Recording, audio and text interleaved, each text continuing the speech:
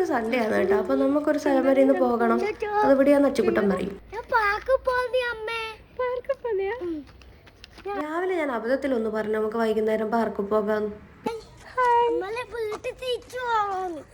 പിന്നെ അച്ചുകുട്ടൻ അതിൽ പിടിച്ച് കയറി. പിന്നെ ഉച്ചയാകുമ്പോൾ തന്നെ തുടങ്ങി നമുക്ക് പാർക്കിൽ പോകാം.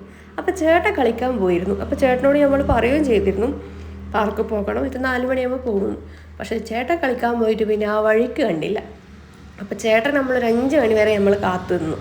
അപ്പോൾ എന്നിട്ടും ചേട്ടൻ വരാഞ്ഞപ്പോൾ അച്ചുകുട്ടന് ക്ഷമ നശിച്ചിട്ട് പിന്നെ വീട്ടിൽ നിന്ന് ചൊറയാക്കാൻ തുടങ്ങി. ഞാൻ വിചാരിച്ചു എന്തായാലും പോകാം, ക്രിസ്മസിൻ്റെ കുറച്ച് സാധനങ്ങളൊക്കെ വാങ്ങിക്കാം.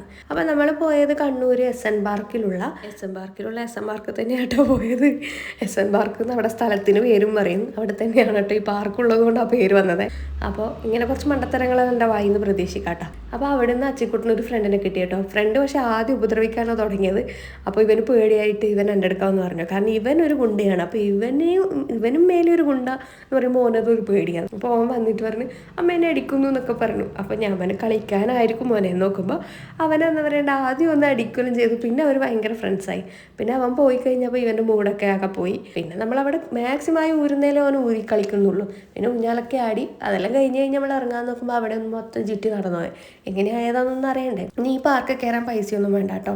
സൺഡേയിൽ ഇത് ഓപ്പൺ ആയിരിക്കും. ഒന്നും കൂടെ അവൻ പറഞ്ഞിരുന്നു എനിക്ക് പൊറോട്ടയും ചിക്കനും വേണം. അപ്പം ഞാൻ വിചാരിച്ചു ഹസ്ബൻഡ് ജോലി ചെയ്യുന്നത് ഇവിടെ അടുത്താണ്. അപ്പോൾ അവിടെ കയറിയിട്ട് ഫുഡും മേടിച്ചു കൊടുക്കാമെന്ന് വിചാരിച്ചു. അവന് ഹാപ്പിയായി, ഞാനും ഹാപ്പിയായി.